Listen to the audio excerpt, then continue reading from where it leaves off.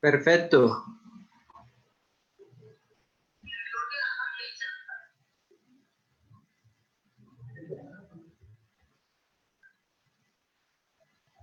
Bueno, ya nos vamos conectando.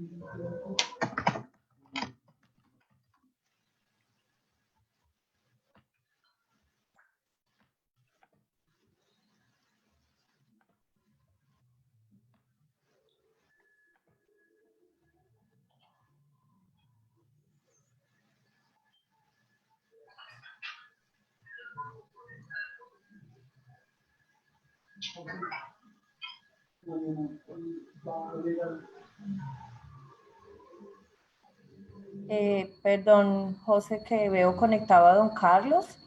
Don Carlos, porfa, apagas la cámara y si quieres buscas el enlace de Facebook Live y entonces por Facebook Live, por el Facebook del Comité Ambiental. Gracias, don Carlos. Bueno, ya aparecemos en línea.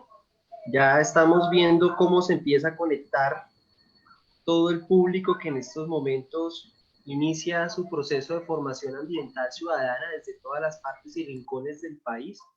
Y es para nosotros muy grato poder, desde luego, poder contar con ustedes, con su participación, con esa voluntad de siempre asistir a los escenarios de formación política y comunitaria, y especialmente a estos que son para toda la ciudadanía y para todas las comunidades que piensan y se proyectan en la gestión ambiental, en la gestión territorial y desde luego también en la misma defensa de la vida.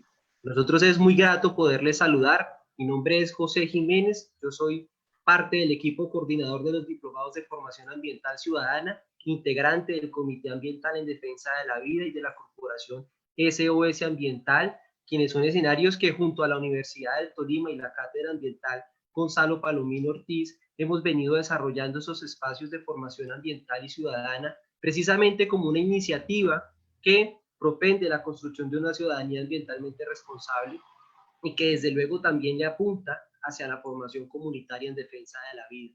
En ese sentido, pues les damos la bienvenida a todas y a todos ustedes. Gracias por participar, gracias por vincularse, gracias por hacer parte de este proceso, por iniciar una nueva etapa en este semestre B2020 y desde luego reconocer que ha sido una adversidad, pero también es una oportunidad lo que nos brinda poder desarrollar esos espacios de forma virtual, poder desarrollar un escenario que tenga un alcance desde la virtualidad en todos los rincones de nuestro país y desde luego invitarles a que también nos permitan compartir esta publicación que es para todo el público, para que esta sesión se conecten y puedan ver nuestra brillante presentación de nuestro apreciado conferencista que tenemos el día de hoy, que más adelante lo vamos a presentar y desde luego vamos a poder también presentar quienes nos acompañan en esta sesión inaugural de los diplomados de formación ambiental ciudadana. Vamos a dar 3 minuticos más mientras se siguen conectando a las personas porque entendemos son bastantes y pues nos están viendo de muchas partes desde el país.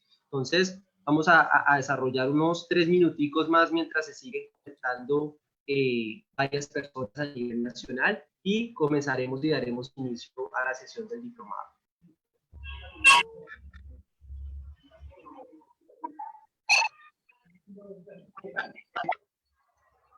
Bueno, y mientras tanto podríamos ver las interacciones por medio de los comentarios de toda la gente, desde qué ciudades nos están viendo, desde qué departamentos, desde qué municipios. Nos gustaría muchísimo saber por medio de sus comentarios desde dónde nos están viendo, desde dónde accedieron a este diplomado de formación ambiental ciudadana, y desde luego pues saludarles y extenderles un ambiental y caluroso saludo allá a ustedes en sus casas, a sus familias. Esperamos que desde luego de todo corazón estén muy bien. Entonces esperamos que interactúen, que nos comenten, que nos digan desde qué partes se están conectando en estos momentos, desde qué rincones de nuestro hermoso país nos están viendo y desde qué momento pues han decidido vincularse a este escenario de formación, y cuál es, ojalá, también la oportunidad de poder seguir continuando de ahora en adelante y poder invitar a muchísimas más personas. Nos saludan desde Valledupar, desde el departamento del Tolima, ¿cierto? Nos saludan desde la ciudad de Ibagué, la capital musical de Colombia, que es desde luego donde nace este diplomado de formación ambiental ciudadana. También nos están saludando desde Villavicencio, desde San José del Guaviare, desde Venadillo, Tolima, que es un triunfo desde luego haber parado ese proceso hidroeléctrico Hidrototari. También nos están viendo desde la ciudad de Neiva, desde la ciudad de Cali, desde el Líbano, Tolima, desde muchísimas partes de nuestro hermoso departamento del Tolima y de Colombia. En estos momentos se conectan las personas a ver esta primera sesión del Diplomado en Gestión Ambiental y Territorial desde el municipio de Cajamarca, desde el municipio de San Antonio, Tolima. También nos están viendo desde el municipio de Roncesvalles. Un saludo muy fraterno a todas las personas que hacen parte de la red de comités ambientales del Tolima. Es muy importante para el Comité Ambiental en Defensa de la Vida poder contar y tejer este hermoso lazo de tejido territorial en defensa de los territorios. Bueno, también nos están viendo incluso no solamente de Colombia, sino desde otros países. Nos están viendo desde Santiago de Chile, nos están viendo desde San Vicente de Chucurí en Santander, nos están viendo de muchas partes del país, creo que también desde el Ecuador, desde donde es nuestro querido conferencista el día de hoy. Pero bueno, más adelante vamos a estarles enviando muchos saludos. Por ahora, contarles nuevamente a las personas que se acaban de conectar. Hoy tenemos la posibilidad de inaugurar y hacer la primera sesión de los diplomados de formación ambiental ciudadana. Esto es un escenario que nace desde hace aproximadamente unos 7 años acá en el municipio de Ibagué. Nace como una oportunidad que nos estábamos dando desde el Comité Ambiental en Defensa de la Vida, precisamente porque nuestro departamento veía y avistaba una amenaza latente que se presentaba en modo, digamos, de la implementación de un proyecto extractivo a cielo abierto como era el proyecto minero La Colosa en el municipio de Cajamarca. Teníamos una necesidad ineludible y era formar las comunidades precisamente para contrarrestar ese avance de este tipo de proyectos mineroenergéticos que pasan también por la formación engañosa de las comunidades. En ese sentido nos dimos a la tarea de poder crear y desarrollar esos espacios de formación desde el Observatorio Ambiental de la Universidad del Tolima, y desde luego pues seguimos proyectándolos como una herramienta de formación ambiental y ciudadana para la defensa del territorio, el agua y la vida. Y es así como nacen estos diplomados en el año 2013, y hasta el momento pues se habían desarrollado de forma presencial acá en la ciudad de Ibagué, pero también contábamos con público de todas las partes del departamento del Tolima, incluso de otras ciudades. Desde luego esto es una nueva oportunidad. La virtualidad nos da esa herramienta y la posibilidad de poder llegar a otros rincones del país, como lo estábamos viendo hace un rato, y justamente pues eso consiste en lo que es la misión de los diplomados de formación ambiental ciudadana, lo que hemos venido nosotros promoviendo como formación comunitaria para la defensa del territorio. Son unos diplomados que hemos venido organizando y que organiza hoy en día el Comité Ambiental en Defensa de la Vida, la Corporación SOS Ambiental, la Universidad del Tolima a través de la Cátedra Ambiental Gonzalo Palomino Ortiz, con el apoyo de la Fundación Heinrich Böll Colombia, y desde luego pues con todo el apoyo de un equipo muy consolidado y muy sólido que hace parte de todas estas organizaciones que le hemos puesto el pecho y el corazón por sacar adelante sus espacios. Este diplomado tiene una misión, y es asumir unos ejercicios de investigación, acción participativa, precisamente buscando la construcción de manera dialógica y mancomunada de las alternativas de superación de los conflictos socioambientales que se adelantan en todo el país, precisamente con el propósito de construir una ecociudadanía. Y eso obviamente nos lleva también a hablar de lo que es la visión que tenemos con este tipo de espacios, y es poder consolidar esa herramienta de gestión ambiental y territorial por parte de las comunidades que les permitan también construir y planificar sus territorios alrededor de lo que es la defensa y el respeto de la naturaleza, entender que somos parte también de la misma y que como tal tenemos que desarrollar unas prácticas comunitarias que vayan acordes en la construcción de un buen vivir, que terminen dando posibilidades de que las comunidades tengan cómo vivir, pero también que los territorios tengan cómo brindar esas posibilidades y entenderlos también como un espacio de vida. Y en ese sentido, pues tenemos unos objetivos y es a partir de 4 módulos poder desarrollar y profundizar esos términos conceptuales sobre aspectos centrales en educación ambiental y ética ambiental, en la ecología política de las actuales crisis ambientales, las teorías, conceptos y métodos. También estamos desarrollando un segundo módulo en mecanismos de participación ciudadana. La idea es poder también hablar qué es la participación ciudadana y qué son estas prácticas territoriales y comunitarias que se vienen desarrollando dentro de la gestión ambiental y territorial. Y por último, hablar de la movilización social y las estrategias comunitarias, digamos, proponiendo las alternativas al desarrollo. Tenemos una metodología, como ustedes bien saben, este semestre B 2020 nos da la oportunidad de hacerlo de forma virtual. Estas sesiones se van a desarrollar de forma virtual todos los martes a través de la transmisión de Facebook Live, aquí donde nos encontramos en la página de Facebook del Comité Ambiental en Defensa de la Vida, desde las 6 p.m. de la tarde.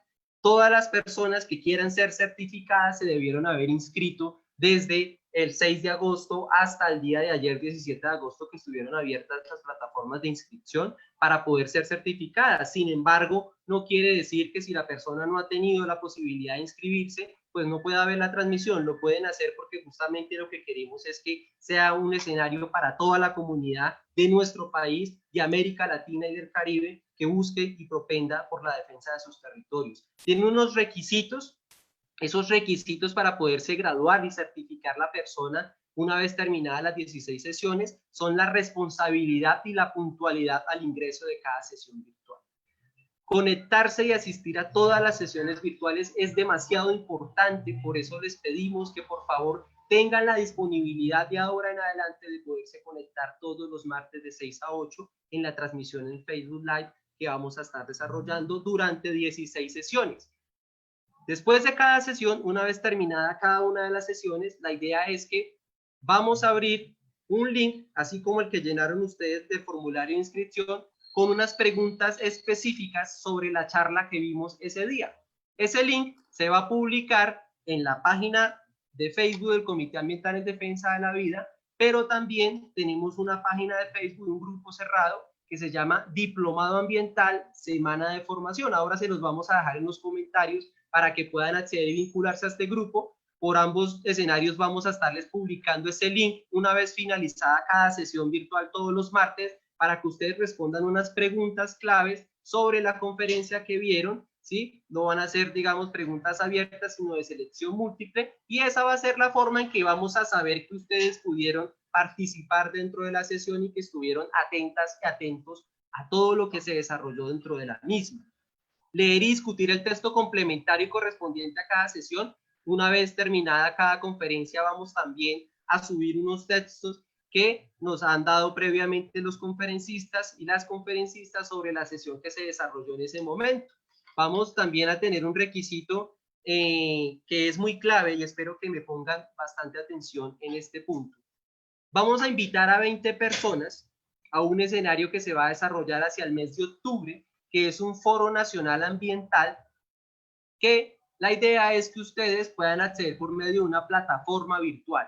Entonces, durante el transcurso de las demás sesiones vamos a ir explicando un poco más en qué va a consistir este requisito para no tomarnos todo el tiempo necesario en este momento. Simplemente es irlo anunciando para que lo vayamos conociendo, pero en el transcurso de las sesiones vamos a ir aclarando cualquier tipo de dudas que van a surgir. De igual manera, ahí hay un equipo que está solventando esas inquietudes que surgen desde los comentarios que en estos momentos nos están haciendo. Cualquier duda e inquietud que a ustedes les vaya, digamos, generando tanto la conferencia como esta presentación, la idea es que ustedes por medio de los comentarios lo vayan desarrollando.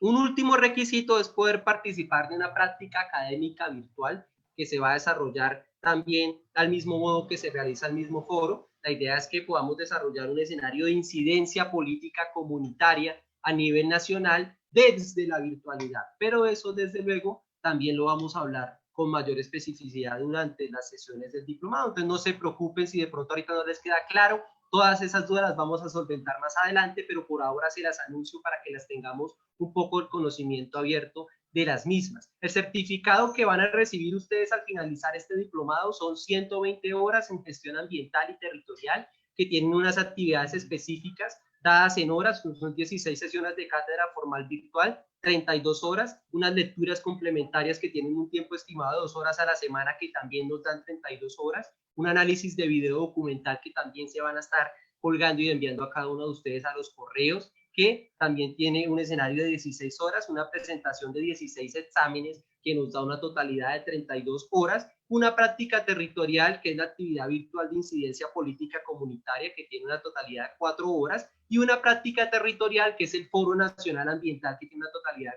de 4 horas para darnos las 120 horas que se certifican por parte de la Universidad del Tolima y nosotros como Comité Ambiental en Defensa de la Vida. Esto era lo que yo quería compartirles a ustedes respecto a los requisitos del diplomado. Eso es el escenario que nosotros hemos venido construyendo desde el año 2013. Muchas gracias de verdad por prestar atención a esto. Cualquier duda que tengan las vamos a tratar de solventar en el transcurso de todas estas 16 sesiones que nos vamos a seguir encontrando. Algo importante, cada sesión se va a transmitir los martes de 6 a 8. Sin embargo, la sesión queda guardada por 5 días dentro de la plataforma. Entonces, si de pronto ustedes no pueden acceder de inmediatamente a la sesión en vivo, pueden en cualquier momento ingresar a la página de Facebook del Comité Ambiental y poder ver la transmisión que vamos a desarrollar en estos momentos. Tenemos ya 841 personas conectadas. Bueno, ahora sí voy a presentar a la mesa que nos acompaña el día de hoy, que es desde luego pues un escenario que ha venido construyéndose mancomunadamente. Tenemos la posibilidad de contar con Marcela Flores. Ella es directora de proyección social de la Universidad del Tolima y es también la directora de la Cátedra Ambiental Gonzalo Palomino Ortiz, quienes son quienes respaldan desde la universidad y quienes también organizan estos escenarios de diplomados de formación ambiental ciudadana. Entonces, con ustedes les dejo con Marcela para que nos envíe, nos invite, nos haga un saludo. Bueno, muy buena noche para todos, para todas las personas que nos acompañan en el espacio.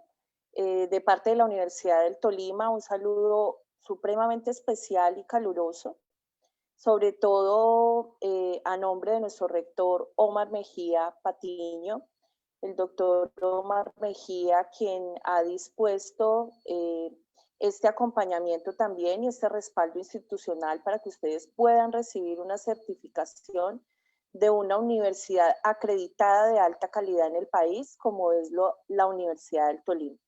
Como lo dijo José, pues soy la directora de la Oficina de Proyección Social de la universidad.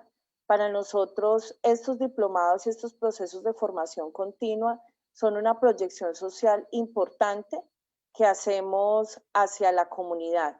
Es la presencia de alguna manera de la universidad en la región y en las regiones. Es la manera de llevar también la academia, la investigación, el trabajo social, el trabajo comunitario a las diferentes comunidades de las cuales ustedes hacen parte. Siéntanse en parte de la Universidad del Tolima, siéntanse acogidos en este espacio, que como lo dijo Jaime, pues, José, perdón, como lo dijo José, hemos ido construyendo de una manera articulada. El Comité Ambiental en Defensa de la Vida lleva muchos años en este trabajo de lo que ellos llamaron inicialmente los diplomados ambientales. En el año 2017 logramos hacer un vínculo un poco más fuerte, más estrecho, con el colectivo de la Universidad del Tolima que se denomina la Cátedra Ambiental Gonzalo Palomino Ortiz, en homenaje a nuestro maestro líder ambientalista, fundador de muchos movimientos ambientales en Colombia, especialmente en el Tolima, profesor de la Universidad del Tolima del programa de Ingeniería Agronómica, y en homenaje a él pues surge la Cátedra Ambiental en el año 2015.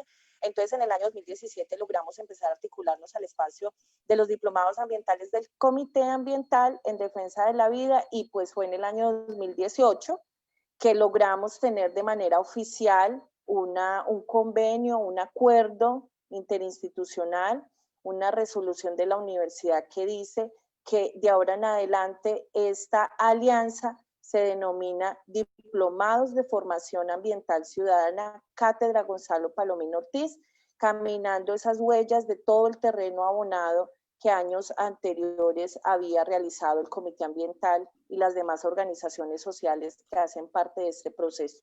Es muy importante contarles esto porque, pues, como lo dijo ahorita José, tenemos la oportunidad de tener a personas de todo el país, no porque antes no las hubiéramos tenido, porque a pesar de que era de manera presencial en los auditorios de la Universidad del Tolima, teníamos personas que viajaban o que venían a pasar una estadía en Ibagué y nos acompañaban desde diferentes partes del país. Pero pues hay que reconocer también potencialidades de la virtualidad, y es que hace que muchas más personas de diferentes rincones de este territorio colombiano y también personas de otros países puedan participar de este proceso de formación. Muy importante también destacar y felicitar su interés en los temas ambientales, porque definitivamente estamos abocados a una crisis ambiental que no es una, sino que son múltiples crisis ambientales, múltiples dimensiones de la crisis que debemos afrontar desde la formación ciudadana y desde la acción ciudadana también. Por eso José ahorita les hablaba también del tema político, de una acción política también desde el foro y desde la práctica virtual, para que no nos quedemos solamente en los discursos, que podamos tener con maravillosas personas que nos acompañan. Esta virtualidad también nos va a dar la posibilidad de tener invitados internacionales, como por ejemplo el doctor Alberto, que nos acompañará el día de hoy en esta sesión inaugural. Y entonces ahí iremos caminando e iremos avanzando. Reconocer que esta alianza de la academia y los grupos ambientales y organizaciones ambientales de base es una alianza supremamente importante y es un llamado para otras instituciones educativas, otras universidades del país, para reconocer el trabajo ambiental de las organizaciones, apoyarlo, acompañarlo y poder aprender y construir juntos, que es algo supremamente importante de este proceso. Entonces, bienvenidos al Diplomado de Formación Ambiental Ciudadana Cátedra Gonzalo Palomino Ortiz, del cual hacen parte 3 niveles. Ustedes entran al nivel número 1. Esperamos que persistan, que resistan, que estén siempre presentes, que puedan avanzar y que los podamos ver en los niveles 2 y en el nivel 3 de este proceso de formación tan importante en la actual situación en que nos encontramos, reconociendo que el tema ambiental es político, es social, es cultural, es natural y tiene que ver con todos, con todas las acciones que realizamos todo el día y con todas las personas que habitamos este planeta Tierra en cualquiera de los territorios, con las particularidades de cada territorio. Entonces, pues estamos muy contentos de recibirlos el día de hoy, muy contentos de saludarlos, muy contentos que hagan parte de la gran familia de la Universidad del Tolima y el Comité Ambiental y la Corporación SOS y las otras entidades que apoyan y respaldan este proceso de formación ambiental ciudadana, que ustedes irán escuchando y se irán dando cuenta poco a poco. Y les podremos compartir toda esta fortaleza que se ha construido durante todos estos años y pues en los últimos 3 años en la alianza fuerte que tenemos con la Universidad del Tolima y la Cátedra Ambiental Gonzalo Palomino Ortiz. Entonces, pues sean todos y todas muy bienvenidos. Nos estaremos viendo en el transcurso del diplomado y esperamos que con esta formación le aportemos a este país, le aportemos a la defensa del territorio y le aportemos a formarnos ambientalmente como debemos ser todos los ciudadanos para poder generar verdaderas transformaciones. Entonces, a todos muchísimas gracias. De nuevo, un saludo muy especial de parte de nuestro rector de la Universidad del Tolima, de parte de la Universidad del Tolima, y seguiremos caminando de la manito del Comité Ambiental y de la Corporación SOS y de todos ustedes para poder buscar algunas transformaciones. Muchas gracias. Buena noche a todos y a todas. Muchas gracias, Marcela, a ti por ese compromiso que siempre has tenido con estos espacios de formación ambiental ciudadana. De verdad que es muy importante para nosotros haber podido contar contigo en todos estos escenarios y desde luego con la Universidad del Tolima, que es nuestra alma mater, de donde nace el Comité Ambiental en Defensa de la Vida y de donde nace toda esta lucha ambiental en defensa del agua, de la vida y el territorio en el departamento del Tolima. Ya hoy también nos acompaña y tenemos la oportunidad de tener nuestra primera conferencia con Alberto Acosta. Alberto Acosta es político y economista del Ecuador, fue ministro de Minas y Energía del Ecuador, fue también presidente de la Asamblea Nacional Constituyente en el año 2008, que declara la naturaleza como sujeto de derechos. También investigador o trabajó como investigador en la Facultad de Estudios Latinoamericanos. Y la idea es poder desarrollar con él un escenario hoy, digamos, de una conferencia que se llama Las maldiciones y pandemias de los extractivismos, algunas alternativas en marcha. Es muy grato de verdad poder contar contigo, Alberto. Sabemos si nos conocimos cuando hicimos ese escenario de encuentro acá en el municipio de Ibagué, de Cajamarca y en Piedras, con el grupo Alternativas al Desarrollo de la Fundación Rosa Luxemburgo, y fue de verdad muy grato conocerte. Para mí, obviamente, y para todo el equipo del Comité Ambiental de la Universidad de Tolima, es muy placentero volver a contar contigo en este escenario. No siendo más, te dejo a ti con este hermoso público de nuestro país colombiano y desde luego de todos los demás países que se conectan, para que tú nos compartas tu brillante presentación. Bueno, empiezo enviándoles un saludo fraterno a todas las personas que este rato nos están viendo, nos están escuchando y por supuesto a ustedes, los compañeros y compañeras del Comité Ambiental en Defensa de la Vida.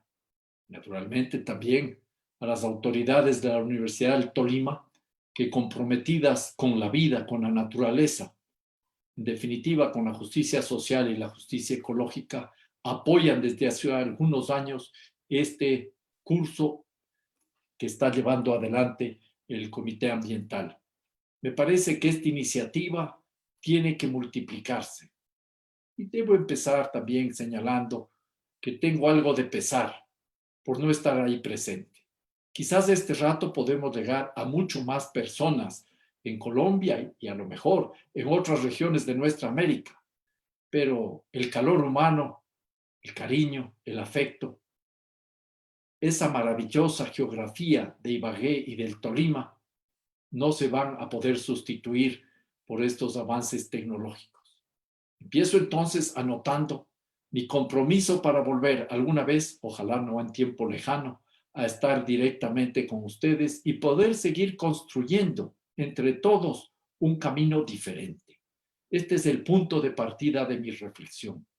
Mi reflexión, que espero contribuya a resolver algunas inquietudes y tenga también la capacidad de generar algunas dudas, va a centrarse sobre el tema de los extractivismos.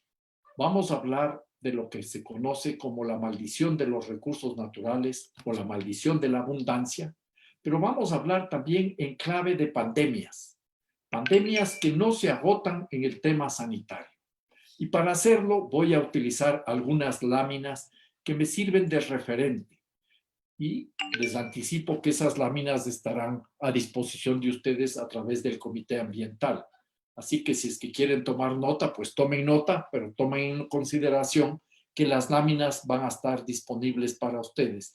Y adicionalmente me he tomado el trabajo de poner en algunas láminas alguna información adicional que permitiría acceder a ciertos datos y a ciertas cuestiones que son importantes. Dicho esto, empiezo haciendo una pregunta. Si ya se ven las láminas, José, para poder continuar con mi intervención.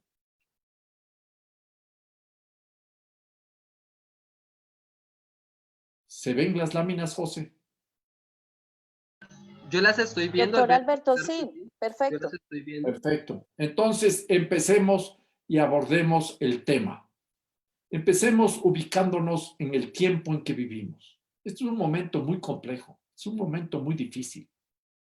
Puedo quizás afirmar, sin temor a equivocarme, que estamos viviendo una de las crisis más complicadas que está enfrentando hasta ahora la humanidad.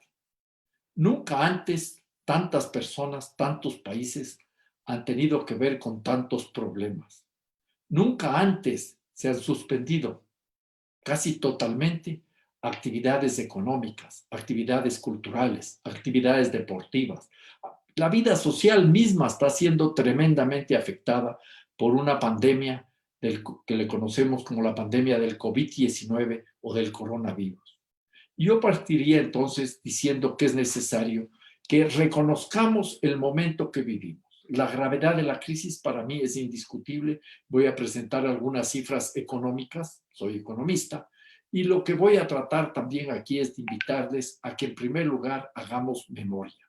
Cada uno de nosotros, individualmente, con la familia, colectivamente, en el trabajo, con los amigos, con las amigas, etcétera, hagamos un esfuerzo por recordar qué es lo que hemos vivido.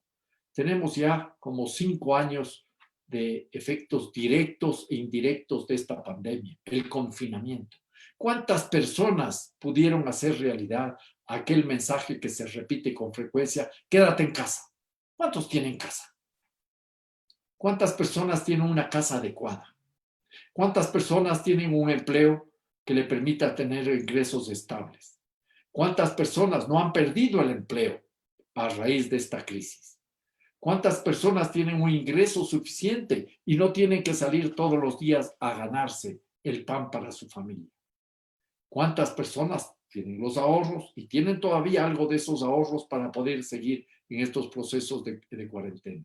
Hagamos un poco de memoria de cómo hemos visto la llegada de esta pandemia a grupos cercanos a nosotros, a familiares, a amistades, a vecinos o vecinas, a personas con las cuales hemos tenido algún contacto y que seguramente ya no están más con nosotros.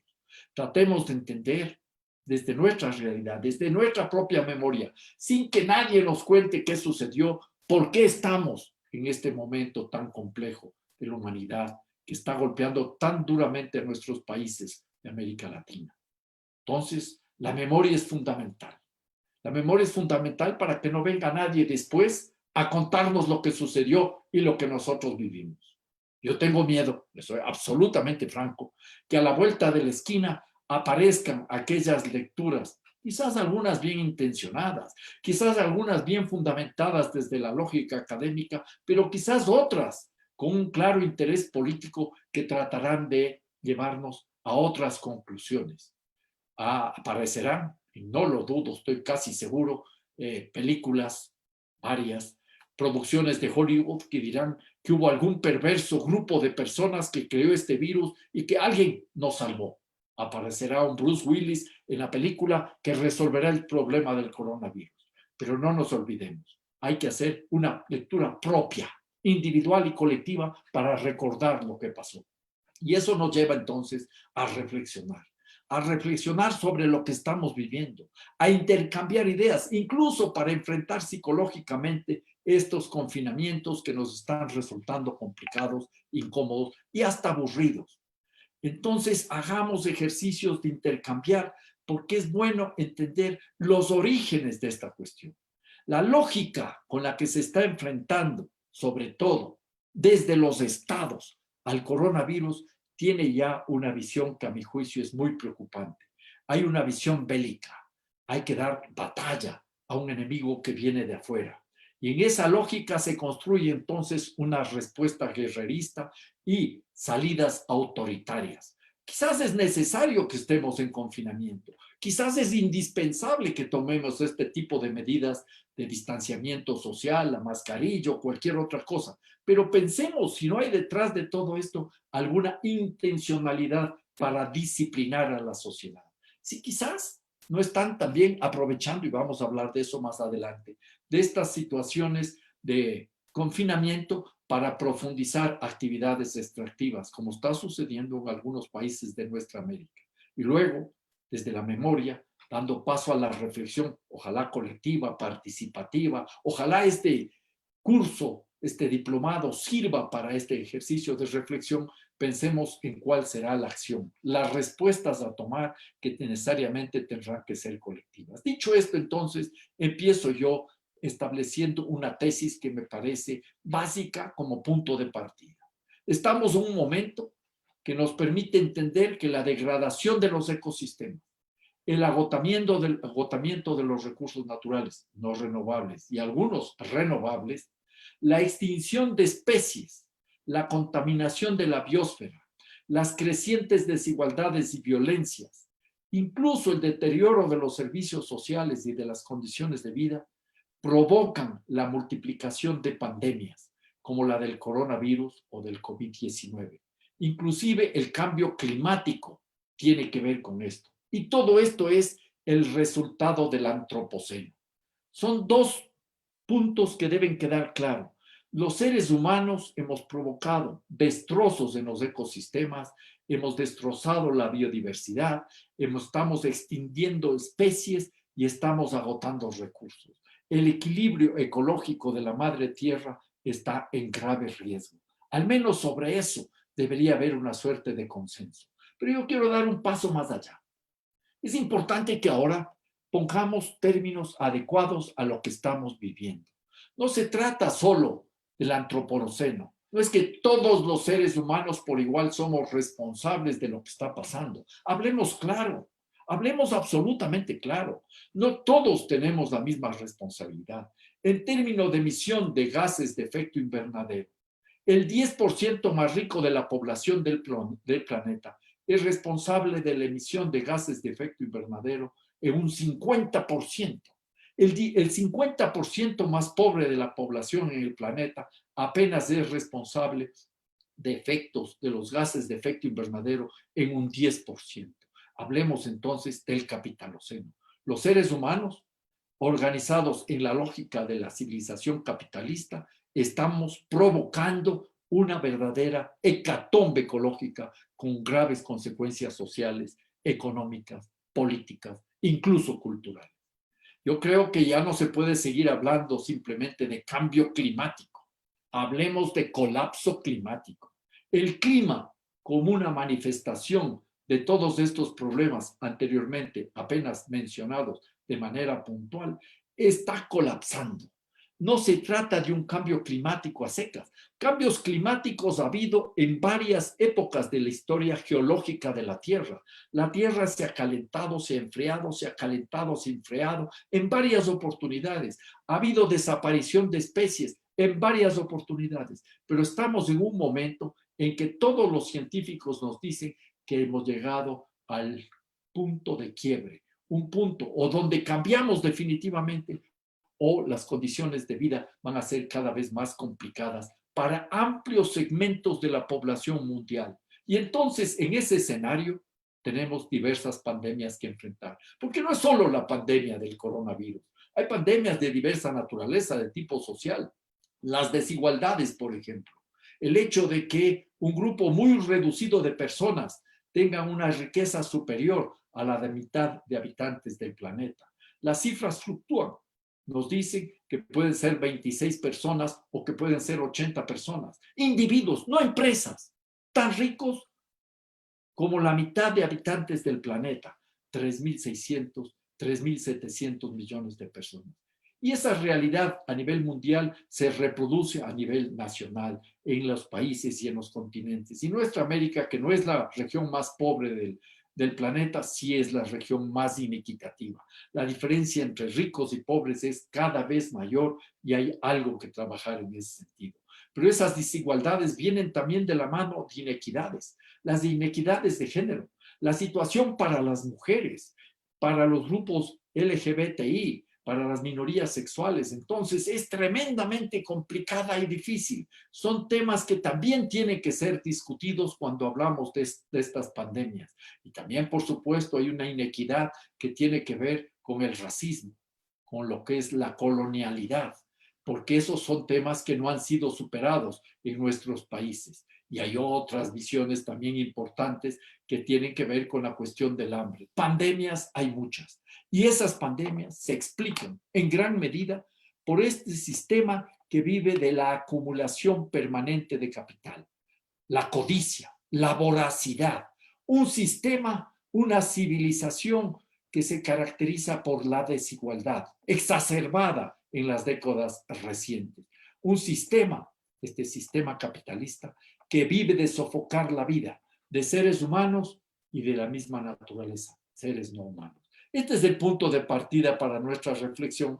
Y aterrizando en cuestiones mucho más concretas y específicas, tendríamos nosotros que anotar que aquí está una de las situaciones más graves y complicadas. Esta crisis del coronavirus, esta crisis sanitaria, lo que hace es agudizar una recesión económica global que ya estaba llegando a los países de nuestra América. Ya el año pasado, los organismos internacionales, el mismo Fondo Monetario Internacional, el FMI, ya anunciaba, ya anticipaba que estábamos a punto de llegar a una crisis de deuda externa.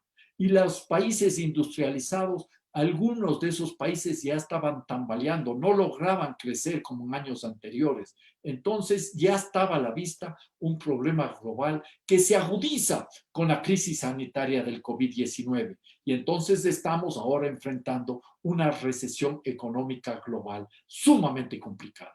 Y ahí estamos hablando de que ya es un hecho indiscutible que lo que estamos viviendo ahora es mucho más grave, muchísimo más grave que lo que se vivió en la mayor crisis financiera internacional de las últimas décadas, la gran recesión del año 2007 al año 2009.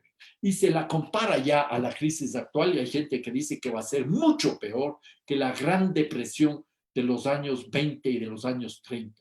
La peor crisis que ha registrado el capitalismo hasta el momento. Y entonces en ese escenario estamos frente a una crisis, a mi juicio, ya civilizatoria, multifacética. No es solo una crisis sanitaria, es una crisis económica, es una crisis social, es una crisis alimenticia, es una crisis energética, es una crisis incluso de sentido histórico de las grandes soluciones. Y en ese contexto, entonces, hay que ver qué es lo que está pasando en nuestra América. Según la Comisión Económica para América Latina, la CEPAL, este impacto internacional y los problemas internos que han paralizado la actividad económica y han restringido la demanda, el consumo, están provocando una caída del Producto Interno Bruto del 9.1%. Es la última estimación de la CEPAL. Es muy interesante ver un estudio de la CEPAL de hace muy pocos días, donde presentan en una lámina cómo han ido cambiando las estimaciones de este organismo internacional de Naciones Unidas para América Latina y el Caribe, en donde se va viendo cómo van cayendo. Se habló algún momento que la caída debe ser más o menos del 4%, luego del 6% para toda América Latina, y en términos de Producto Interno Bruto ahora hablan que la caída será de más del 9%. Y con distintas situaciones. En América del Sur el promedio sería del 9.4%. Colombia estaría en un 5.6%. Ecuador, mi país, en una caída del 9%. América Central y México caerían en más o menos un 7.9% y tendríamos una contracción sumamente grave que estaría afectando a toda la región. Entonces, en esta lámina, lo que estamos nosotros viviendo es un doble impacto, que es el impacto del coronavirus y de la recesión. Son como una doble ola. Pero hay una tercera ola, que es el impacto de lo que será el resultado de las políticas económicas seguidas en un continente como el nuestro, donde las inequidades, las desigualdades son enormes. Entonces vamos a tener un impacto no solo social, sino económico e inclusive político de una creciente ola de desempleo y pobreza. La misma CEPAL nos dice que la pobreza va a pasar de 180 millones a 235 millones por lo menos en América Latina, y que la miseria, la marginalidad extrema, la pobreza extrema va a ser de cerca de 100 millones de personas. Esto es una realidad que debe hacernos a nosotros reflexionar. Y entonces, dicho esto, con esta introducción, les planteo una reflexión en 5 puntos. Muy rápidamente, ¿qué entendemos por extractivismo? ¿Para qué nos sirve este concepto? Luego también, de una forma muy rápida, los orígenes del extractivismo. Hablaré algo del extractivismo del siglo XXI previo a la pandemia. Luego hablaré de por qué es tan difícil superar los extractivismos y luego veremos enfrentando al coronavirus, por supuesto, a las pandemias del coronavirus y a las pandemias de los extractivismos. Dicho esto, entonces, la primera pregunta que me hago es, ¿qué entendemos por extractivismo o extractivismo? Y recomiendo un libro. Lamentablemente no tengo la versión electrónica del libro, que les habría colocado ahí el link para que tengan acceso, de Eduardo Gudinas, un amigo uruguayo, uno de los mayores conocedores de la materia, que seguramente muchos de ustedes incluso le conocen o habrán leído sus textos. Extractivismos, un libro potente. Y entonces parto también de una reflexión, de una pregunta, que es una tesis para la discusión. ¿Por qué será que nuestros países son pobres si son tan ricos en recursos naturales? ¿Habrá una suerte de maldición al respecto? En la teoría económica se habla de la maldición de los recursos naturales para tratar de explicar esta pregunta, o de la paradoja de la abundancia, que es otra forma de aproximar. Y un amigo mío, Jürgen Schultz, profesor peruano, brillante profesor peruano, nos dice a través de esta pregunta que reflexionemos. ¿Será que somos pobres porque somos ricos en recursos naturales? Yo les propongo esta lectura de La maldición de la abundancia. El link del libro está ahí. Es simplemente para discutir y preguntarnos por qué sucede esto. Y entonces, definiendo el extractivismo, partamos de algunas puntualizaciones muy rápidas. Se trata de la apropiación de recursos naturales no renovables en volúmenes muy altos o con muy bajo procedimiento intensivo. Muy bajo procedimiento intensivo. El petróleo no se produce, se extrae. Los minerales no se producen, se extraen, porque de una u otra manera podemos decir que están producidos en el subsuelo. Algunos de estos recursos no requieren procesamiento o se los procesa de una manera muy limitada. Estos recursos requieren, muchos de ellos, no todos, una gran inversión y provocan efectos macroeconómicos relevantes. Hago hincapié, no todos requieren una gran inversión. Hay, por ejemplo, la minería del oro, que puede ser a pequeña escala o artesanal, hecha de una manera masiva, es también una forma de extractivismo y muy depredadora, como podemos ver en algunos ejemplos.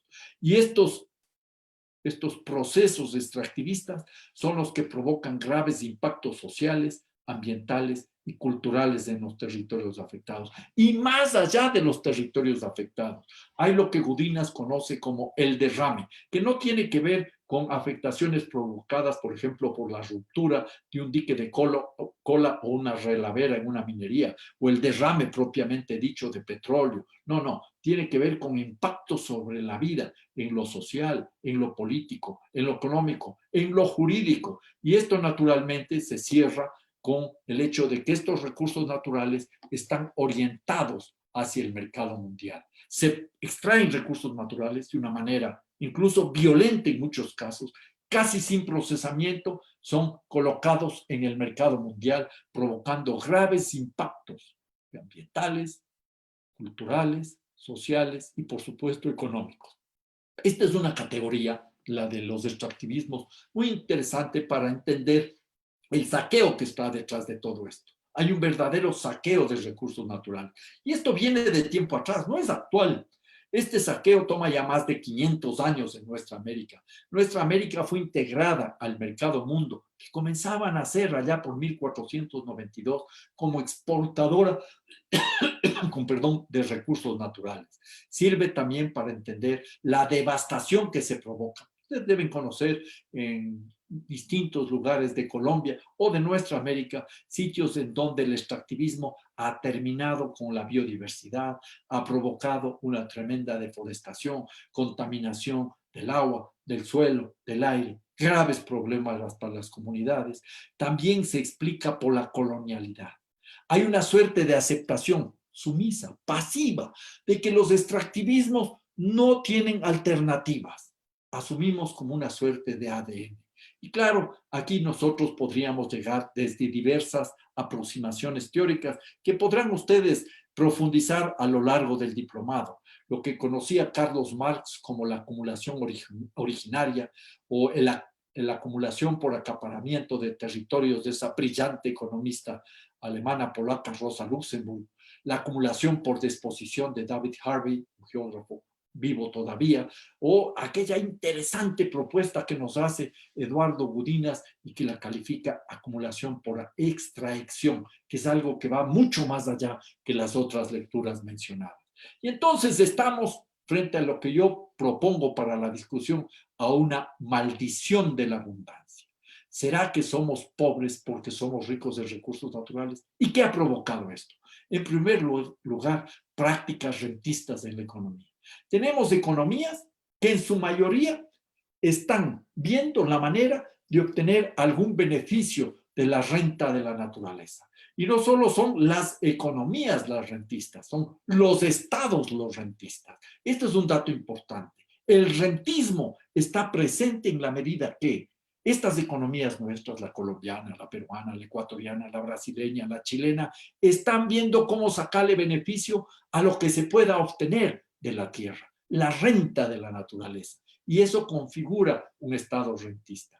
Tenemos también la posibilidad de construir, mejor dicho, no la posibilidad, la certeza de sociedades clientelares. La gente busca acceder a esa riqueza que muchas veces en las constituciones dice los recursos del subsuelo pertenecen a la República, como se estableció ya desde lo que se conoció como el decreto de Quito del 29 de octubre, del 24 de octubre de 1829, en la época que Simón Bolívar todavía estaba en el poder y que era el que lograba impulsar algunas soluciones y que estableció que las minas de cualquier clase pertenecen a la República. Pero claro, como es de la República, es de la colectividad, hay que ganar acceso a esos recursos, hay que conseguir acceso a esos recursos y eso genera muchas veces efectos clientelares.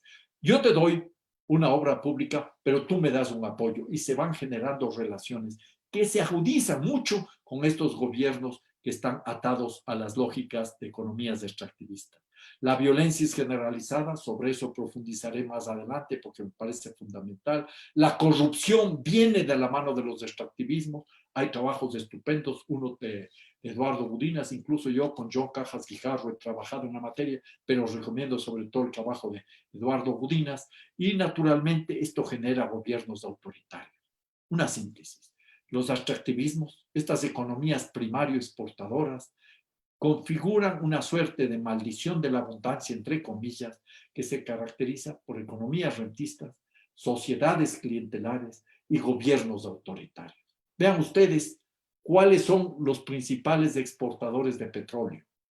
No son países que se caracterizan por una democracia ejemplar, vigorosa, potente, para nada. Son países que más bien tienen regímenes autoritarios y donde hay una serie de inequidades. Pueden ser muy ricos en recursos financieros, pero no tienen un nivel de dignidad para las personas digno de considerar. Hablemos muy rápidamente sobre los orígenes del extractivismo. Ya lo dije, esto tiene 500 años. Cuando Cristóbal Colón llegó a América en 1492, venía buscando recursos naturales, sobre todo oro. En su bitácora de viaje, en el libro que anotan, el cual anotan los capitanes de un navío todos los acontecimientos o todos los pensamientos, esto era mucho más antes en un libro que una computadora. En esa época no había computadora, ni internet, ni nada por el estilo. Cristóbal Colón, en su bitácora de los viajes que realiza a nuestra América, menciona 175 veces la palabra oro. El oro es todopoderoso, decía Colón. Del oro se hace tesoro. El que tiene oro puede hacer lo que quiera, incluso sacar las ánimas del purgatorio, las almas del purgatorio. Y Colón menciona apenas menos de 50 veces la palabra Dios o Ser Supremo. Lo que venían era en busca de recursos naturales. Y así, por ejemplo, este padre Cristóbal de Acuña, jesuita, en 1640 le entrega al rey de España, que creo que era Felipe II, un informe muy detallado del descubrimiento económico del río Amazonas y de las Amazonas. Ahí encontró riquezas vistas desde los ojos de un capitalismo naciente: maderas, cacao, azúcar, tabaco, minas, minerales, oro, recursos que alientan todavía los intereses transnacionales en la actualidad. Los españoles venían buscando recursos, los portugueses buscando recursos, lo mismo hicieron los otros países europeos, pero esa es la misma intencionalidad que está presente hasta ahora. Y este señor Adam Smith, en su libro clásico, nos dice con absoluta claridad, el libro clásico, La riqueza sobre la riqueza de las naciones, la naturaleza y la riqueza de las naciones, que cuando estos aventureros, los colonizadores, arribaban a alguna costa desconocida, preguntaba si en aquellos países había oro, y por los informes que les daban sobre el particular, resolvían dejar el país o establecerse en él. Entonces, esto es algo que todavía se mantiene hasta ahora. La explotación de nuestros recursos naturales, esta es una primera gran constatación, no surge porque nosotros necesitamos. Si vamos a producir minerales, no es porque nosotros necesitamos esos minerales, por ejemplo, para atender las demandas energéticas. El carbón del Cerrejón en Colombia se extrae no para quemar dentro del país, quizás una fracción marginal, sino para atender la demanda de energía de países considerados como industrializados o desarrollados, equivocadamente vistos como desarrollados, sea en Estados Unidos o en Europa. Entonces, lo mismo sucede con el petróleo, lo mismo sucede con las esmeraldas, lo mismo sucede con el banano, con el café en su mayoría. Son productos que no se procesan internamente, se los vende en el exterior, se transforman en lo que se conoce como commodities. Ese es un tema que es importante. Y desde hace mucho tiempo atrás se estableció una suerte de mandato. Se le atribuye a Alejandro von Humboldt, que pasó por nuestra América hace ya más de 200 años y que se quedó maravillado por la geografía, la flora y la fauna, de que nosotros, se le atribuye esta frase, somos como mendigos sentados sobre un saco de oro y que la tarea es dejar de ser mendigos extrayendo los recursos de ese saco de oro. Y eso se ha transformado, verán ustedes más adelante, en un mensaje que retoman una y otra vez gobernantes de nuestro país, de nuestros países, para hacer realidad estos procesos extractivistas. Y entonces llegamos, estamos altos, podríamos profundizar, ustedes podrían incluso reflexionar en casa o con sus amistades o en grupos de trabajo, cuáles fueron las lógicas extractivistas de nuestros países. Mi país, Ecuador, por ejemplo, un país producto típico, fue país cacautero, país bananero, país floricultor, país camaronero, país petrolero, y ahora aspira a ser perversamente país minero, país producto. No ha sido país de inteligencia. Lo mismo vean el caso colombiano, país minero, país cafetero, país petrolero. Piensen ustedes cómo nuestros países se han organizado alrededor de la recuperación de estos recursos, de esta apropiación violenta de los recursos naturales en la lógica de los extractivismos, economía primaria exportadora. Y entonces, en los últimos tiempos, antes de la pandemia, hemos visto que hubo un crecimiento sostenido de los precios de las materias primas. Lo que se conoció, todo este proceso, como lo definió María Estela Pampa, una muy interesante y brillante socióloga argentina, como el consenso de los commodities. Hubo un consenso. Todos los países en América Latina y en otras partes se pusieron de acuerdo. No lo hicieron en un seminario, un foro, un gran congreso, pero en la práctica se pusieron de acuerdo en aprovechar esos recursos naturales, porque los precios estaban altos y había que obtener el máximo provecho posible. Y todos, con gobiernos progresistas o con gobiernos neoliberales, entraron en la danza de la venta de recursos primarios. Y entonces, ¿esto qué provocó? ¿O de dónde surgió? De una creciente demanda y presión de las grandes potencias por asegurarse recursos naturales. Aquí jugó un papel preponderante China. China está este rato demandando y consumiendo más del 40% de todos los minerales que se colocan en el mercado mundial. Solo un país, y en algunos casos consume más del 50 y cerca del 60% en determinados minerales. Y entonces hubo una creciente demanda y eso presionó aumentando las inversiones. Esto explica por qué también se está llegando a yacimientos de difícil acceso. Llegar, por ejemplo, al yacimiento de oro, que sería uno de los más grandes en el departamento del Tolima, cerca de Cajamarca, en La Colosa, es una explicación, mejor dicho, es el resultado de esta explicación. Se pueden extraer ahora esos yacimientos de difícil acceso, donde la cantidad de mineral es muy baja, la ley, como se dice, la ley de mineral es muy baja, y entonces es rentable porque se pueden hacer grandes inversiones, porque además ha habido avances en la frontera tecnológica. Hay cada vez más tecnologías, pero un dato interesante, no solo más tecnologías, sino más frenos en los países industrializados, en donde antes había una importante actividad minera. Ese es el caso, por ejemplo, de Canadá.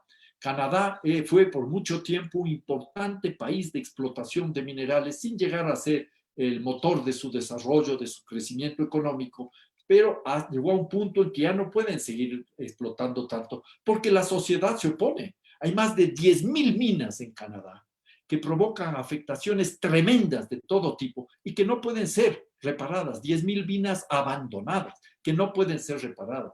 Y entonces vemos cómo esta realidad de ampliación de la frontera tecnológica, acceso a yacimientos de difícil recuperación y creciente demanda con precios altos, da paso a una ampliación de la frontera extractivista. Se extrae de los mares, se extrae de los páramos, se extrae de los glaciares, la Amazonía está siendo devastada, se anuncia que se va a continuar con actividades mineras antes detenidas en Alaska y en fin, todo el mundo está siendo sujeto de presiones especulativas y expulsiones extractivistas. ¿Por qué digo especulativa? Porque gran parte de los minerales, por ejemplo, o del petróleo que se extrae, no tiene que ver absolutamente nada que ver con la demanda inmediata. Por ejemplo, para mencionar un caso muy interesante, el papel petróleo, así se le llama en el mercado mundial, este mercado de futuros, supera 25 veces la tasa de extracción actual. O sea que se están vendiendo cargamentos de petróleo ficticios a futuro que ni siquiera se los ha extraído y a lo mejor que ni siquiera se los ha encontrado, y eso presiona para más extractivismo porque algún día alguien reclamará su parte de ese negocio futuro. Lo mismo sucede con los minerales, lo mismo sucede con los productos agrícolas. Por ejemplo, los cereales en un 70-75% se venden en mercado de futuros, como decimos los economistas, especulación pura y dura. Ni siquiera se han sembrado y ya se han vendido las cosechas de los próximos años. Esta es una cosa que está dentro de esta lógica de la acumulación del capital. Y entonces aquí rápidamente una diferenciación entre el extractivismo de los países con gobiernos progresistas y los extractivismos con países de gobiernos neoliberales. En los progresistas hay una mayor presencia del Estado, hay un Estado compensador, el Estado trata de obtener recursos para hacer sus políticas sociales. Lo mismo hacen los países con gobiernos neoliberales, habría que decir. Hay una mayor captación de los excedentes con una mayor participación de empresas nacionales o empresas estatales. Pero vamos a ver que hay muchos elementos de convergencia. Sin entrar en una profundización en el tema, que podríamos discutir largo, vamos a ir viendo cómo hay una suerte de, en el ámbito extractivista y en otros ámbitos, de convergencia entre gobiernos neoliberales y gobiernos progresistas. Tomen nota que no hablo de gobiernos de izquierda. Fueron estos gobiernos progresistas, en su inicio, propuestas de izquierda, surgían de una matriz de izquierda. Incluso una izquierda que planteaba soluciones como el buen vivir en Ecuador o vivir bien en Bolivia, tomándolas desde los pueblos y nacionalidades originarios. Pero en la práctica, esos discursos quedaron en discursos, esas propuestas de cambio estructural quedaron en propuestas de cambio estructural, y lo que se hizo es profundizar el desarrollismo, el extractivismo y a la postre. Si bien en unos primeros años hubo una importante reducción de la pobreza, en los gobiernos progresistas, como en los gobiernos neoliberales, los ricos se hicieron más ricos. Pero no discutamos esto. En todos estos casos, en nuestra América, hay un agravamiento de los impactos sociales y ambientales producto de esa mayor actividad extractivista en el consenso de los commodities. Y se lo logra para imponer esa actividad con represión y criminalización. Sucede en Colombia, sucede en Ecuador, sucede en Perú, sucede también en Bolivia y sucede en Venezuela. Esa es la triste realidad. El extractivismo entonces aparece como un medio para combatir la pobreza y generar el desarrollo, el progreso, por eso hablamos de progresistas, y se siguen fragmentando los territorios, se siguen estableciendo enclaves vinculados con la economía mundial y a la postre somos economías insertadas a nivel del mercado internacional de forma subordinada. Esa es la realidad. Y miren, aquí tengo algunas láminas de un artículo que luego les voy a dar la referencia y el link para que puedan ustedes profundizar, de un artículo que escribí con un economista ecuatoriano, John Cajas Guijarro, en donde se ve cómo las exportaciones primarias de Sudamérica, este caso de Argentina y Brasil, están claramente establecidas, caen en una etapa muy larga hasta mediados de los años 90, podríamos decir, la venta de productos primarios, la cifra verde, la curva verde es de Brasil, cae hasta el año 92, y cae, pues se mantiene hasta el año 2000, pero luego sube en el boom de los commodities. Brasil, que había logrado un importante porcentaje de productos industrializados en sus exportaciones, se reprimariza. Lo mismo sucede con Argentina, no tan marcado el tema, pero lo mismo sucede con Argentina. Esta es la época neoliberal que desarma todo esto. Ya aquí hay una época previa al neoliberalismo, luego pierde Argentina su industria y luego se reprimariza. En el caso de Argentina llega a un 80% y en el caso de Brasil a un 64%. Vemos el caso de Chile, de Colombia y de Perú.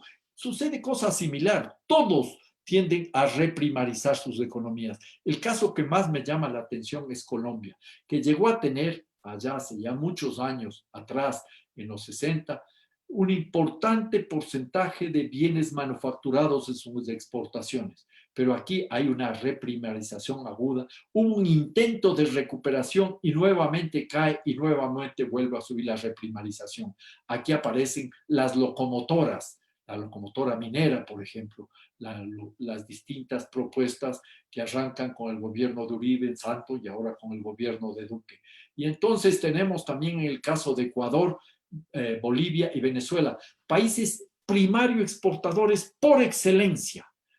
Aquí tienen países que muy poco esfuerzo hicieron, salvo el caso de Ecuador un poco y Bolivia, quizás, y Bolivia un poco más de industrialización, pero sobre todo vemos cómo siguen, mantienen economías hiperextractivistas que tienen luego una manifestación política que voy a mencionar más adelante. Igualmente tenemos el caso de Paraguay y Uruguay. Vemos Uruguay es un país muy interesante, ¿ya? Mucho más productos manufacturados, pero también una enorme presencia de productos primarios, y Paraguay naturalmente una economía primaria exportadora por excelencia. Esto nos lleva a una serie de conclusiones. América Latina sigue siendo una región de producción y exportación de materias primas, independientemente de si sean países con gobiernos progresistas o con gobiernos neoliberales. Se mantiene la inserción sumisa en el mercado mundial. Nuestras actividades dependen de las demandas del capital transnacional. El extractivismo del siglo XXI es similar en todos los gobiernos. Hay ciertos matices, pero en la práctica es lo mismo. Y aquí planteo un punto que lo voy a tratar aparte, pero que me parece importante. ¿Por qué es así? Porque hay una suerte de ADN extractivista, como que hemos asumido, luego de más de 500 años de suministrar materias primas al mercado mundial, de que no hay otra opción, de que ese es nuestro destino final, nuestro destino histórico. Y entonces ven una suerte de ADN extractivista en lo que decía, por ejemplo, el presidente Juan Manuel Santos, ¿ya? Que decía, por diversas circunstancias, nos hemos dejado ganar por los que no creen en la minería y no distinguen entre la minería sostenible y la criminal. La minería no destruye el ambiente ni pobrece comunidades. Y entonces Santos propuso la locomotora minera. Lo mismo o algo similar dijo Evo Morales. Si no tenemos el petróleo de la Amazonía, no tenemos para las regalías, no tenemos las inversiones sociales. Lo dijo con claridad. Estos son temas que se repite un gobernante considerado como progresista. En el caso de Ecuador es exactamente igual con el entonces presidente Correa, que decía que la minería es fundamental para la era moderna. Si ella regresamos a la época de las cavernas, no podemos caer en la irresponsabilidad de ser mendigos sentados en un saco de oro. La minería correctamente manejada es positiva. Esto decía él, y esto han dicho todos los gobernantes. Y Correa incluso en algún momento demostró su intolerancia cuando llegó a decir que a quienes se oponen son demagogos e incluso tienen que ir al manicomio. Entonces, esta es parte de la realidad de nuestra América. Las violencias para imponer los extractivismos van desde la violencia física, los asesinatos, que son brutales y Colombia tiene cifras realmente angustiosas sobre el tema, hasta las violencias verbales, las violencias ideológicas, las violencias simbólicas.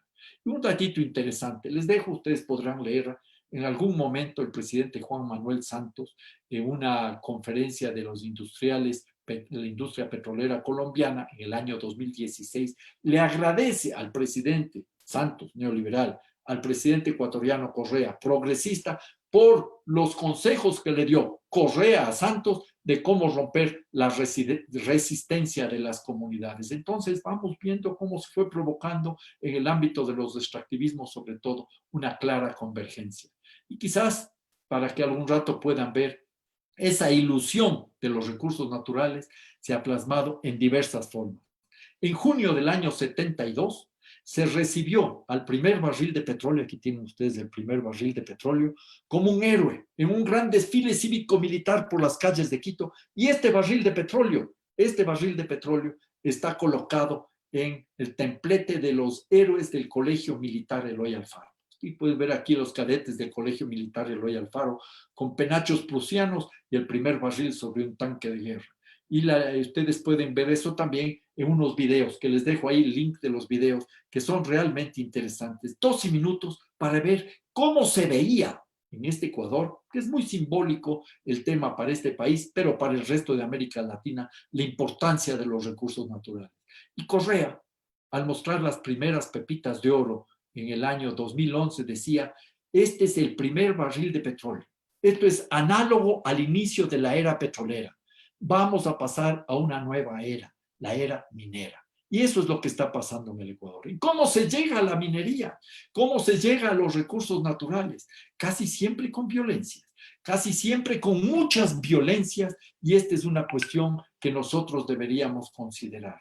La violencia no es una consecuencia de la minería, de la extracción de petróleo. La consecuencia es una condición necesaria. La violencia como condición necesaria. Rápidamente, algunas láminas. Aquí les dejo un libro donde ustedes pueden ver todo el impacto que se produjo en el nororiente de la Amazonía ecuatoriana, en la frontera sur con Colombia, en términos de destrucción ambiental, conflictividad social, enfermedades, con la explotación de petróleo, particularmente por parte de lo que es ahora la compañía Chevron Texaco. Invito a leer este libro, que puede incluso sacudirles profundamente para que vean qué es lo que pasó. Tremenda contaminación del suelo, del aire, del agua, destrucción de la selva, las enfermedades catastróficas en la Amazonía ecuatoriana, como el cáncer, llegan a un 31-32%, cuando el promedio del cáncer puede estar en el 10-12% a nivel nacional. Hubo un verdadero etnocidio, desaparecieron 2 pueblos enteros, los tetetes y los anzahuares. Y esta es una realidad. Estas son verdaderas afectaciones a la madre tierra. Tienen ustedes la mina de cobre de Chuquicamata en Chile. Es en un desierto, el impacto parece que no es mayor, pero hay un impacto muy grande, que tiene 4.5 kilómetros de diámetro, más de 30.000 hectáreas afectadas, de donde se extrae cobre y se necesita gran cantidad de agua que es traída de otro lado, provocando impactos, derrames, como diría Gudinas, y por supuesto contaminaciones enormes.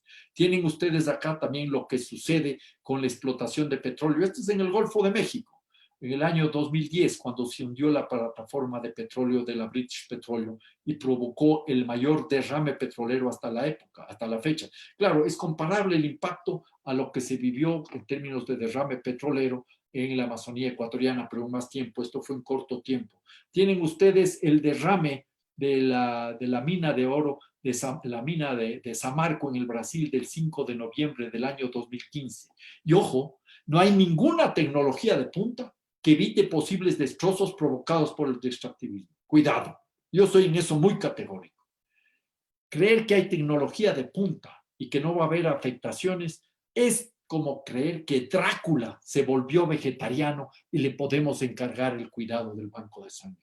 Y aquí tienen ustedes entonces esta realidad de ese destrozo. Y aquí está Paracatú de Baixo. Hay una foto mía aquí, donde yo vi, pocos días después del derrame, esa realidad de la destrucción provocada por la mina esta de Samarco. Esto es una cuestión realmente impactante. Miren cómo quedaron las casas cubiertas de lodo, los techos de las casas colocados varias decenas de metros aparte.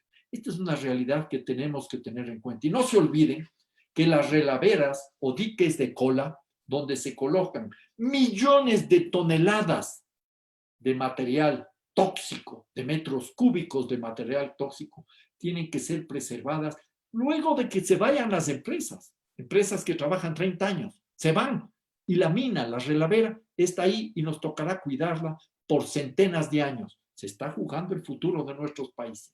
Y entonces vemos otra tragedia tremenda, como la del 25 de enero del año 2019, en la que murieron cientos de personas, sobre todo y en gran medida los trabajadores de la mina, la mina de Brumadinho, también en el Brasil.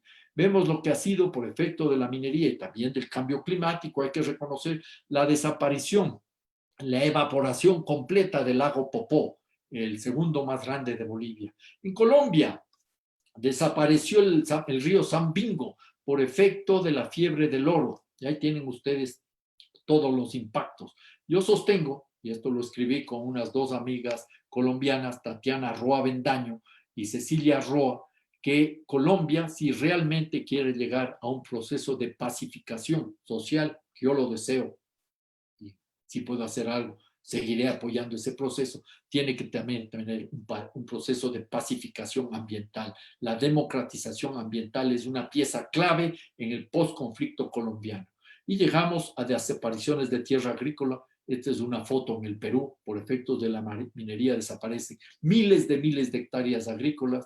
Aquí vemos en el caso de Ecuador, que algunos de ustedes creerán que es un país tranquilo. No, aquí también hay paramilitares. Aquí en una zona al norte de Quito, en la provincia de Imbabura, un grupo de paramilitares pagados por una empresa canadiense trataban de dividir y amedrentar a las comunidades. Vemos algo que se va también en otros países. Aquí está en Alemania, cerca de la ciudad de Colonia y de la ciudad de Bonn, en el bosque de Hambach, ¿ya? El Hambacher Forst. Entonces tenemos aquí lo que hace la gente tratando de defender el bosque y la policía que reprime. Tienen ustedes aquí la mina esta del Hambacher Forst, ya, impresionante. Vean esa máquina gigantesca que come decenas de miles de toneladas al día. Aquí está la policía corriendo para tratar de impedir a los manifestantes. Y aquí pueden ver lo que se trata es de proteger un 10% restante de un bosque que tiene más de 1000 años de existencia. Estas máquinas se van comiendo todo. Y eso sucede en los países industrializados. El extractivismo forestal y el extractivismo ganadero y agrario es brutal. Esta fotografía es, por ejemplo, de las quemas el año pasado en la Amazonía. Y aquí tenemos un dato preocupante y vamos a ver cómo esto se sigue ampliando. Entonces, vamos llegando a una reflexión sobre cómo enfrentar el coronavirus. Hay dos opciones. La una es más de lo mismo, que es en la práctica más de lo peor. Yo les invito a que lean un artículo notable de Emiliano Terán Mantovani, Los ritmos de la nueva normalidad, coordenadas del extractivismo en la pandemia en América Latina.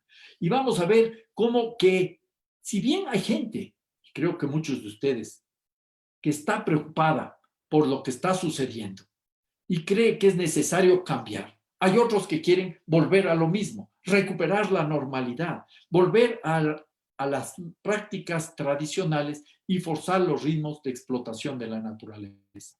Y entonces aquí hay varios temas que yo los menciono muy rápidamente. Se trata de recuperar el crecimiento económico a como dé lugar, aunque se sabe que no puede haber crecimiento económico permanente en un mundo con límites biofísicos. Hay límites, no podemos romper esos límites. El crecimiento económico per se agudiza los problemas y no resuelve los temas de felicidad e infelicidad que existen en nuestros países, ni las inequidades. Algún día podemos hablar sobre eso con detenimiento. Las locomotoras están en marcha o se pretende poner en marcha. Volver a extraer petróleo o más cantidad de petróleo. Un candidato a la presidencia de la República de Ecuador ofrece resolver los problemas duplicando la tasa de extracción de petróleo. Más allá de que eso es una declaración demagógica, porque es imposible, esto es una visión de lo que se quiere, es profundizar más de lo mismo, o sea, más de lo peor. Continúa la especulación. ¿Sabían ustedes que el lunes 20 de julio de este año, hace pocos días, no es de un mes, una persona, un señor Jeff Bezos, que es el fundador de Amazon, se enriqueció en la bolsa de valores en 13.000 millones de dólares. Repito la cifra, en un día, 13.000 millones de dólares. Este es el mundo en que vivimos. Un mundo donde la especulación, la explotación, el extractivismo genera cada vez más violencia sobre la naturaleza. Y eso nos lleva a plantearnos el tema del consumo. Muchas personas deben este rato reflexionar sobre la necesidad de cambiar los patrones de consumo, pero otros no. Y hay algunas señales preocupantes. Es entendible en parte, pero por ejemplo, el consumo de plástico en estos meses de pandemia global, complicada, ha crecido aceleradamente. En los Estados Unidos se estima los crecimientos, hay tasas de crecimiento del plástico que van en el 250 y el 300%. Y luego tenemos un problema grave.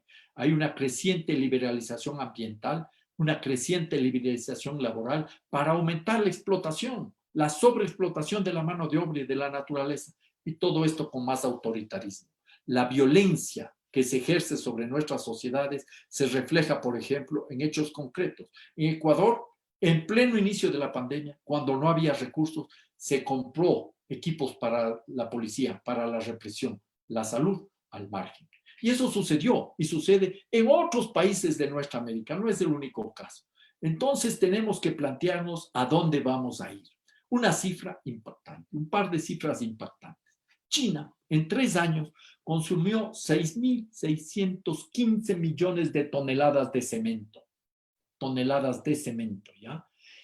Esto equivale a 1.5 veces lo que consumió los Estados Unidos en todo el siglo XX.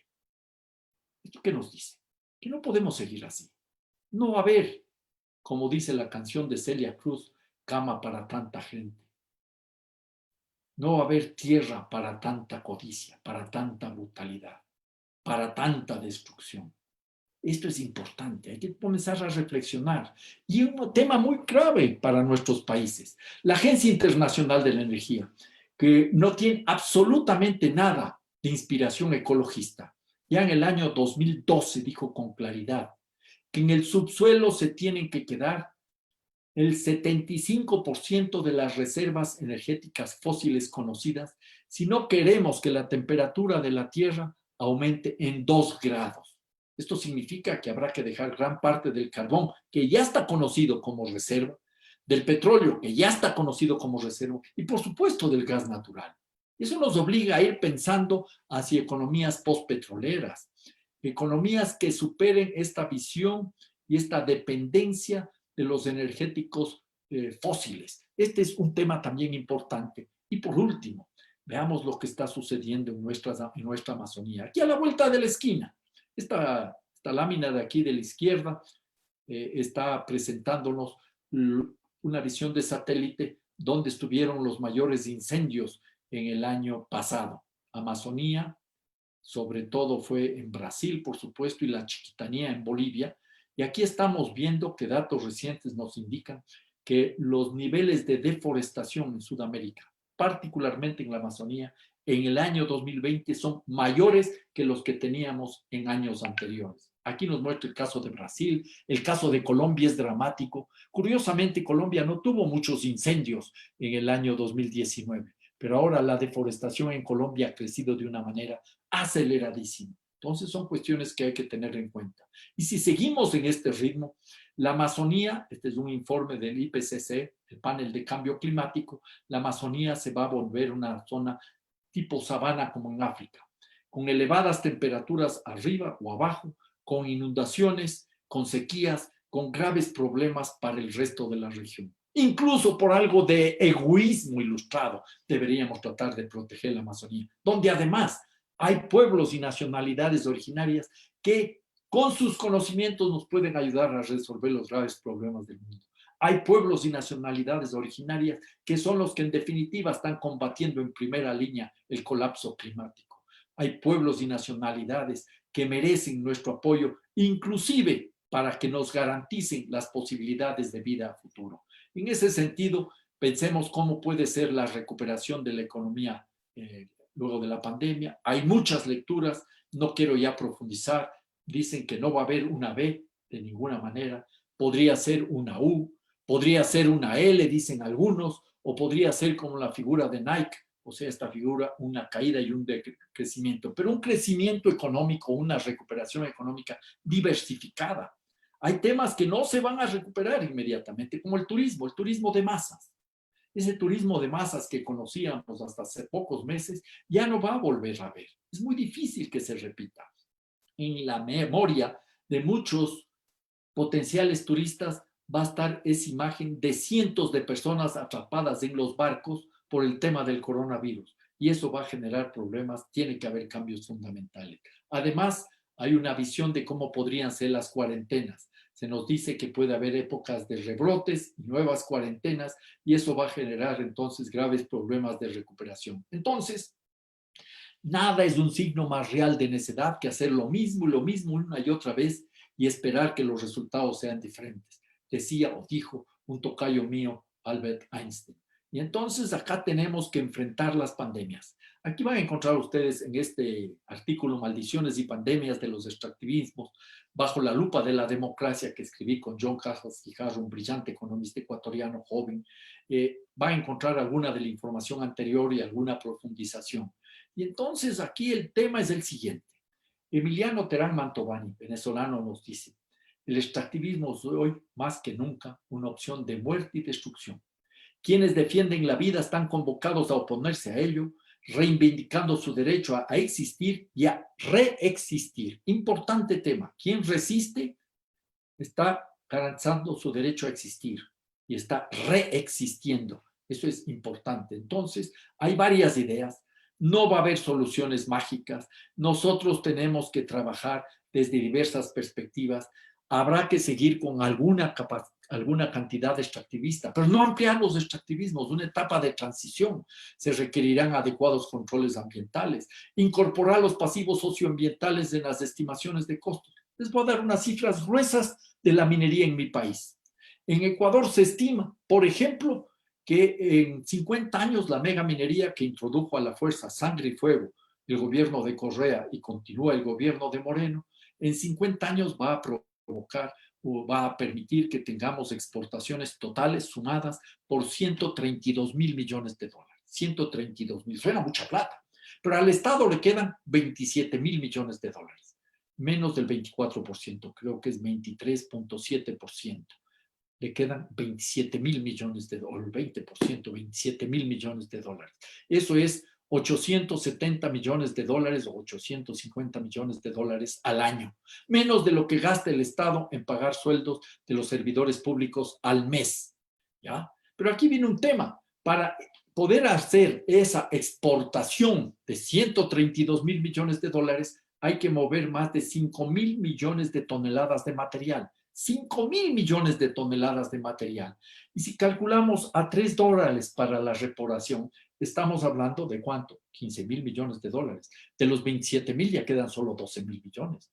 Si ponemos $6, una cifra un poquito más ajustada a la realidad, estamos hablando de 30 mil millones de dólares. Si ponemos $10, no llegamos todavía a la restauración de la naturaleza como manda la Constitución ecuatoriana, pero se podría conseguir una mejor reparación. Estamos hablando de 50 mil millones de dólares. Esto es una estafa, esto es un engaño. Las mismas cifras podría yo utilizar, no lo hago por falta de tiempo, para el proyecto La Colosa en Cajamarca. Les podría demostrar con las cifras de las empresas mineras que eso no es un negocio, eso es una estafa. Y entonces hay que reparar los daños, además de conocer lo que es la realidad, porque, disculpa, aquí no está faltando, no, aquí viene, hay que conocer los subsidios perversos. No se olviden que muchas veces se les entrega el agua sin costo alguno, la electricidad subsidiada, estoy pensando en las empresas mineras en particular. No se toma en cuenta los impactos sobre las actividades agrícolas de los campesinos, las actividades artesanales, el turismo comunitario, el ecoturismo. Entonces todos esos subsidios perversos desaparecen. Y en ocasiones, si el Estado no coopera, hay que organizar las respuestas desde abajo. Me voy a saltar estas láminas porque creo que ya deben estar bastante cansados y quiero terminar con algunas conclusiones. Empecemos por desnudar la gran mentira de la minería sustentable. No hay sustentabilidad en la minería, es imposible, por definición. Un proceso sustentable o sostenible, que es igual, es aquel que se puede mantener en el tiempo por sí mismo, sin ayuda exterior y que sin que se produzca la escasez de los recursos existentes. La minería no es sustentable porque el mineral se agota. Aquí tengo una lámina de recuerdo de la explotación de la mina de La Colosa, que me queda de recuerdo de este trabajo. Hay alternativas. Les dejo un libro, Salidas del laberinto capitalista, donde abordamos decrecimiento y post-extractivismo como una opción de construir colectivamente opciones diferentes. Tenemos aquí una serie de propuestas muy interesantes de lo que se conoce como Pacto Ecosocial del Sur, que plantea 9 propuestas globales para ir dando respuestas concretas y específicas. Aquí, por ejemplo, es importantísimo ir dando respuestas, voy a mencionar algunas ideas fuerza, pensando en el corto plazo. ¿Cuántas personas se pueden quedar en su casa? ¿Cuántas personas tienen un ingreso digno? ¿Cuántas tienen ahorro? ¿Cuántas tienen empleo? Y naturalmente, ¿cuántas tienen acceso a la salud? De esta pandemia tenemos que salir al menos con algunos puntos fundamentales. La salud no es una mercancía, es un derecho. La vivienda también. Tenemos que trabajar en clave con soberanía alimentaria, teniendo claridad en que los campesinos y campesinas tienen que controlar su alimentación, liberándolos de esos paquetes tecnológicos transnacionales o de los grupos locales agroindustriales. Y tenemos que asegurar también lo que es el consumo, el derecho al consumo que tenemos el resto de habitantes, por supuesto también quienes viven en el campo, para controlar nuestra alimentación, liberándonos por igual de aquellos patrones de consumo que nos vienen impuestos, muchas veces por empresas transnacionales. Requerimos una renta básica universal incondicional, un ingreso mínimo para todos, sin condiciones, para no ver lo que estamos viendo estos días en nuestros países. Esa gente en las calles que está sufriendo el hambre y está sufriendo la enfermedad. No pueden quedarse en la casa porque las casas no tienen condiciones adecuadas. No hay agua potable, no hay servicios higiénicos, son situaciones de hacinamiento poblacional tremendo y tienen que vivir. Tenemos que ir pensando en línea y naturalmente tenemos que pensar en una educación como un derecho, garantizándole una educación en línea, se dice, a través de internet y telefonía celular ilimitada, gratuita, para todos los habitantes del país. Eso es posible, eso requiere decisiones políticas. Hay que cuestionar el desarrollo, naturalmente, y no nos olvidemos, la mayoría de respuestas vienen desde el nivel local. Muchas veces los gobernantes están sintonizados con el capital transnacional, casi siempre. Los gobiernos neoliberales, por supuesto. Los gobiernos progresistas, lamentablemente también. En ese sentido, desde abajo, construyendo y tejiendo luchas de resistencia y de reexistencia, teniendo en mente como un río, me saqué de una lámina de un folleto norteamericano, esta idea que me parece fantástica. Son luchas que hay que ir sumando. Algún día tendremos todo un frente de resistencia y reexistencia latinoamericana para enfrentar a la megaminería, para enfrentar a los extractivismos. Este es un tema que a mí me entusiasma. Y ustedes son un ejemplo. Ustedes son un verdadero ejemplo cómo se han organizado en medio de difíciles circunstancias, con presiones de grandes empresas, con la persecución de paramilitares, con la acción pro-extractivista de los gobiernos desde la sociedad civil. Yo estuve en esa marcha carnaval, la 8ª marcha carnaval. No me voy a olvidar nunca. Esa es una foto que guardo en mi corazón. Esa experiencia está grabada para mí. Entonces, lo que hay que hacer es desarmar la maldición del poder y de los extractivismos y de la abundancia, superándolo en la medida que vayamos construyendo economías y sociedades post-extractivistas, es decir, construir otras formas de vida digna, el buen vivir que es la vida en armonía del ser humano consigo mismo, del ser humano con sus congéneres en la comunidad y del ser humano viviendo en armonía con la naturaleza, tanto individuo como comunidad. Estos son algunos de los elementos que planteo y les dejo con claridad lo siguiente. No podemos volver a la normalidad, porque esa normalidad era una anormalidad y la causa de todos los problemas que hemos vivido y seguimos viviendo en estos días. Muchas gracias. Alberto, muchísimas gracias por, creo yo que en nombre de más de 900 personas que se conectaron a esta transmisión de Facebook Live, le agradecemos por esta presentación tan brillante que nos acaba de hacer. tan en contexto, desde luego, frente a las discusiones y debates que estamos atravesando a nivel latinoamericano, y que desde luego responden a esas dinámicas que nos impone la lógica extractivista que avasalla por los territorios y despoja a las comunidades de las vidas. Y desde luego con esta pandemia que se adelanta, que ha permitido que hayan unas crisis también en las comunidades, y que permite también que se adelanten muchísimos este tipo de proyectos sin que las comunidades puedan pronunciarse políticamente, en ese sentido de reexistencia y de emancipación política que hemos venido reclamando desde los territorios a nivel latinoamericano. Muchas gracias de verdad por esa presentación. Nos escriben las personas con algunas preguntas respecto a su brillante exposición. La primera nos la hace Javier Vélez desde el municipio del Líbano, Tolima. ¿Algún día en Colombia podremos hablar de la naturaleza como sujeto de derechos? Hay otra pregunta que nos hacen, y es, desde la cotidianidad de las comunidades, ¿cómo podremos enfrentar el extractivismo? Una tercera pregunta, las recesiones del 2007 y 2009 en Colombia, ¿también se la podremos dar al neoliberalismo en conjunto con el capitalismo? Y una última pregunta, el presidente de Colombia, Iván Duque, en campaña, prometió no desarrollar proyectos de fracking en nuestro territorio nacional. Sin embargo, una vez electo, ha venido impulsando y promoviendo los proyectos piloto en algunos territorios para extraer pozos no convencionales de petróleo a través del fracking. ¿Cómo desde las comunidades podemos desarrollar una estrategia para no caer en estos falsos discursos de la política tradicional en nuestros territorios? Porque sabemos que es por medio de esto, imagino, que intentan engañar a las personas. Esas 4 preguntas, Alberto, las tenemos. No sé si creas 10 minuticos para poderlas responder. José, ¿me puedes repetir la tercera pregunta, por favor? No la capté. Perfecto, dice Juan Parra, las recesiones económicas del 2007 al 2009 también se las podríamos dar al neoliberalismo en conjunto con el capitalismo. 2007 al 2009. Sí, vamos, lindas preguntas, muchas gracias. Ahí hay tema no para 10 minutos, prepárate, José.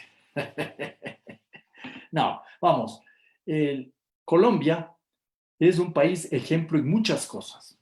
En Ecuador tenemos desde el año 2008 en nuestra Constitución que la naturaleza es sujeto de derechos. Tenemos los derechos de la naturaleza. En ese escenario, nosotros abrimos la puerta a nivel mundial. Es el primer país que tiene en su Constitución que la naturaleza es sujeto de derechos. Bolivia no tiene en su Constitución que la naturaleza es sujeto de derechos. La ley de la Madre Tierra, la ley de la Pachamama, de diciembre del año 2010, recupera un enorme avance en ese sentido para defender la Pachamama, pero no es constitucional. En la práctica, Evo Morales no respetó la ley que él mismo impulsó. El hecho real y cierto es que en Ecuador tampoco, en el gobierno anterior ni en este, se ha respetado los derechos de la naturaleza. Pero vamos avanzando. Es difícil y complejo, pero vamos avanzando. ¿Y qué tiene que ver con eso? Colombia en eso.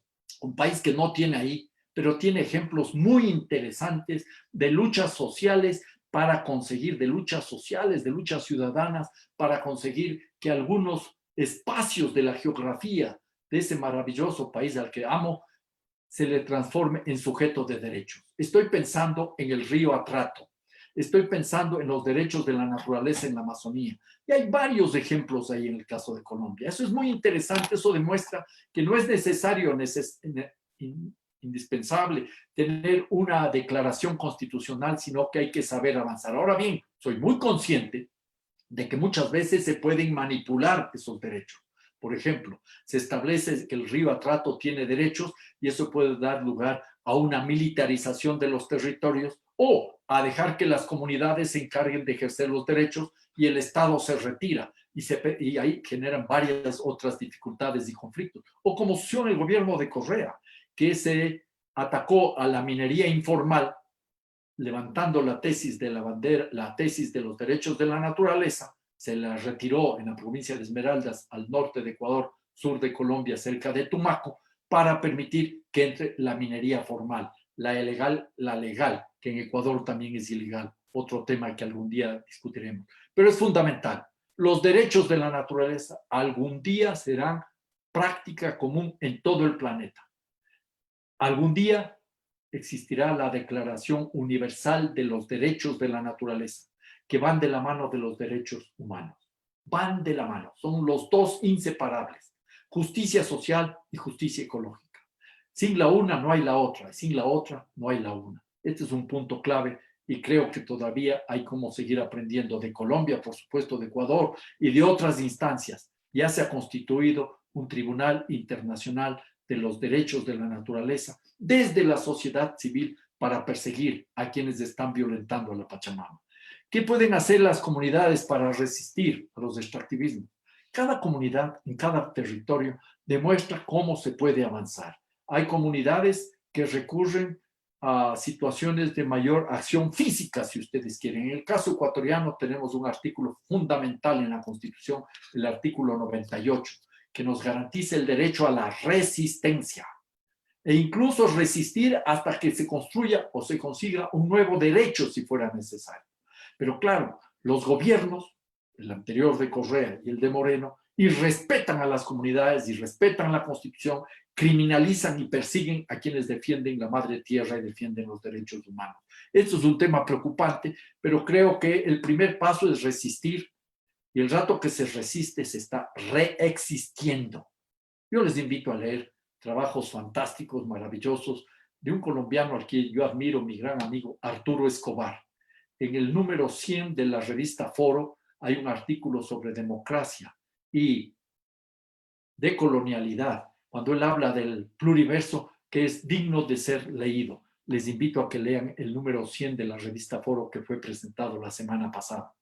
Es importante entonces que las comunidades comiencen a organizarse para resistir con acciones físicas concretas. Yo sé que es complejo y limitado, hay muchos riesgos, con acciones legales, pero sobre todo construyendo esquemas de autosuficiencia. ¿Qué es lo que estamos viviendo en muchas comunidades en nuestra América? Yo conozco casos en Ecuador en particular. En medio de la pandemia se están reconstruyendo los lazos comunitarios, se están volviendo a establecer mecanismos para construir en esas comunidades soberanía alimentaria, para el intercambio, trueque o monedas locales, monedas comunales, para asegurar su propia salud, sistemas de salud propio. Ante el abandono del Estado, las comunidades indígenas, sobre todo amazónicas, recurren a sus tradicionales conocimientos con muy buenos resultados. Se está asegurando la seguridad física de esos territorios. Eso puede dar lugar a un nuevo tejido solidario, comunitario, desde donde se puede resistir y reexistir en contra de proyectos extractivistas, en contra de gobiernos autoritarios, en contra de propuestas paramilitares que vienen de la mano muchas veces de esas acciones pro-extractivistas. La recesión, la crisis del año 2007-2009 es una crisis del sistema capitalista, particularmente surgió por la especulación financiera en Estados Unidos y en Europa. No nos golpeó mucho América Latina porque tuvimos suerte, entre comillas. Yo señalaría dos puntos. Los precios de las materias primas comenzaron ya a subir desde la primera mitad de la década anterior, allá por el 2003, 2004, 2005 comenzaron a subir y se mantuvieron altos incluso en la época del 2007-2009, en gran medida se mantienen altos porque China demandaba una gran cantidad de recursos naturales, estaba emergiendo como esa gran potencia mundial que consume todo lo que se encuentra en el camino y está destrozando cada vez más el planeta. Pero a su vez había una cuestión de especulación. Como no había cómo colocar recursos en actividades productivas por la recesión, creció mucho la especulación. La explicación puede ser un poco más compleja, pero nosotros tuvimos, entre comillas, la suerte de que nuestros capitalistas no tenían dónde colocar los recursos, porque la recesión, si nos golpeaba con fuerza, habría habido una enorme fuga de capitales. Pero es sin lugar a dudas una cuestión muy conocida en nuestro país, en nuestros países, que la crisis no fue tan aguda como es ahora o como ha sido en épocas anteriores. En relación a la declaración del presidente Iván Duque, no me sorprende para nada. Nuestros gobernantes una y otra vez se llenan la boca hablando en campaña de las cosas que van a hacer. Las promesas son múltiples. Los ofrecimientos nos invaden, nos agobian. Y en la práctica, lo único que buscan es el poder por el poder. Eso ha sucedido con gobiernos, con gobernantes progresistas, con gobernantes neoliberales. Esa es una triste realidad de nuestra América. Yo recuerdo ese cuento de García Márquez, de este rato no me acuerdo el nombre, en el cual un político llegaba a los pueblos, en la zona de Macondo tiene que ser, y llegaba con toda una tramoya.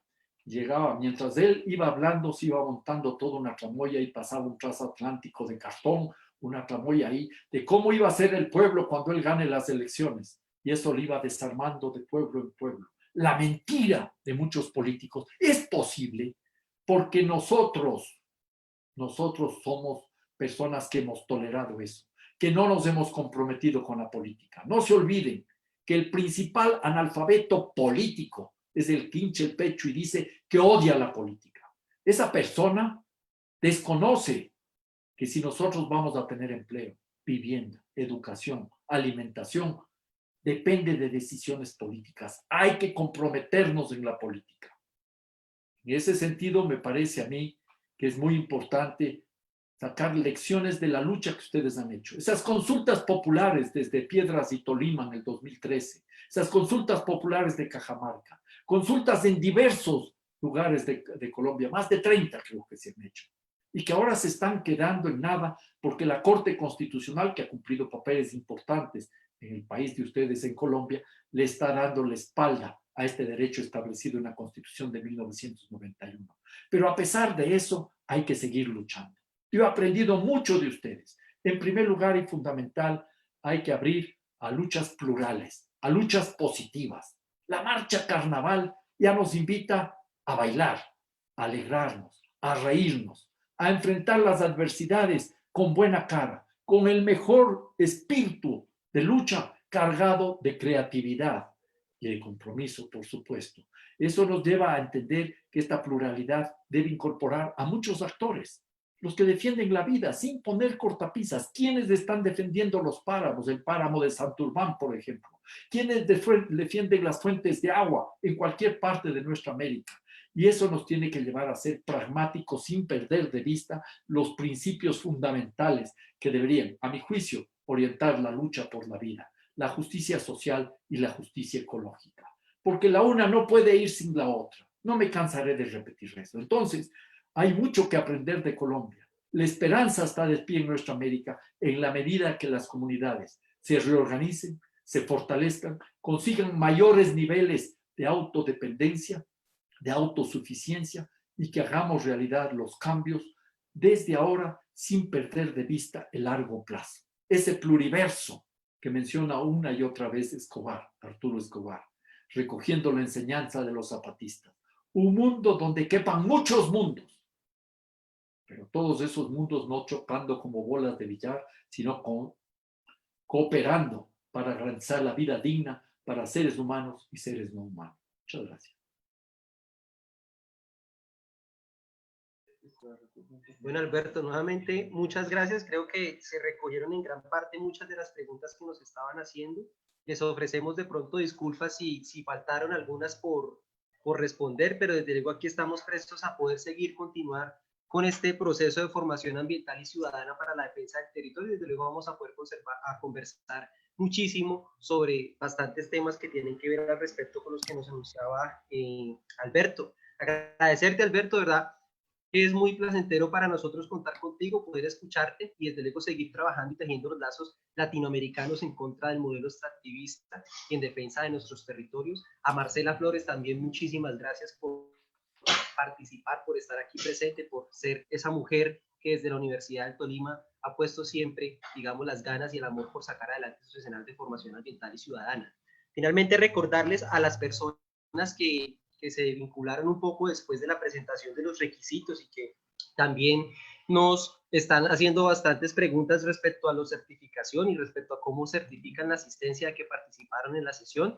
Les recordamos, después de cada conferencia que se realiza los martes de 6 a 8 p.m., va a haber un link que se va a colgar en la misma página de Facebook donde estamos viendo esta transmisión del Comité Ambiental en Defensa de la Vida. Ese link va a tener un formulario al que ustedes van a ingresar. En ese formulario ustedes van a encontrar una lista desplegable donde van a encontrar su nombre, se van a seleccionar y ahí les va a abrir inmediatamente las preguntas que se van a realizar conforme y con base en la sesión y conferencia que estamos viendo en este momento. Por ejemplo, esta conferencia se termina ahora a las 8 en punto.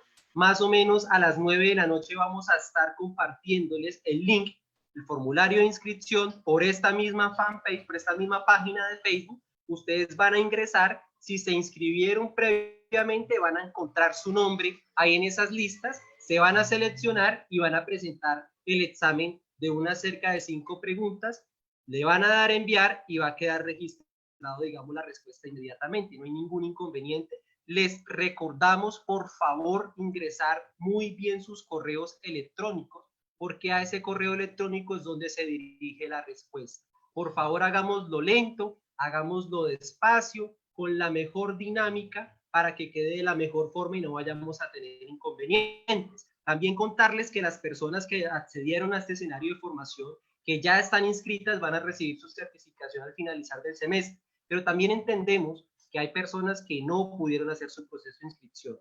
En ese sentido, les avisamos que pueden escribir a los números de celular que se están compartiendo en estos momentos en los comentarios, nos escriben y nos manifiestan que quieren inscribirse a los diplomados de formación ambiental ciudadana. Nosotros les abrimos la oportunidad para que lo hagan. Esto lo podemos hacer durante el transcurso de esta semana para que la próxima conferencia ya tengamos su proceso de inscripción previamente realizado. Y por último, agradecer desde luego a toda la comunidad de la Universidad del Tolima, al rector de la Universidad del Tolima, a los profesores y profesoras que nos acompañaron, también a todo el estudiantado que hace parte no solo de la Universidad del Tolima, sino de todas las universidades del país y el departamento del Tolima que hoy nos acompañaron en esta sesión. Invitarles a que también nos ayuden a compartir esta sesión para que muchas otras personas puedan observarlas. Se dieron ustedes de cuenta cuán interesante y qué tan pertinente puede llegar a ser estos temas y que ojalá podamos compartirlos con otras comunidades. Por eso es tan fácil este tipo de herramientas. Le damos compartir en nuestros perfiles y muchas otras personas pueden acceder a estos escenarios de formación que desde luego se realizan para la defensa del territorio. Y ahí es donde vemos que hay un compromiso por parte de la academia en articulación con los movimientos sociales para poder desarrollar esas estrategias y prácticas comunitarias de gestión ambiental y territorial para superar esas crisis y esos conflictos socioambientales que se presentan en nuestros territorios. Muchas gracias de verdad por conectarse a esta transmisión de Facebook Live. Les avisamos, el día de mañana, miércoles, desde las 6 de la tarde vamos a tener la transmisión en vivo de la primera sesión del diplomado nivel 2 en análisis territorial, conflictos ambientales y movimientos sociales. Y el día jueves, a las 6 de la tarde, vamos a tener la transmisión e inauguración de la primera sesión del diplomado nivel 3 en naturaleza y cultura. Les recordamos a las personas del nivel 1 que para poder acceder al nivel 2 y 3 deben haber cursado y aprobado en su totalidad el nivel 1. Semestralmente podemos ir haciendo por niveles y vamos a conocernos en un año y medio y vamos a compartir muchísimas estrategias en defensa del agua, la vida y el territorio. Muchas gracias, un fuerte abrazo desde el Comité Ambiental en Defensa de la Vida y que pasen muy buena noche. Buenas noches, gracias Marcela, gracias José, amigos y amigas, hasta pronto. Doctor Alberto, muchísimas gracias. José, muchas gracias. Hasta muy pronto. Espero que nos encontremos pronto. Un abrazo, hasta luego. Así es. Un abrazo.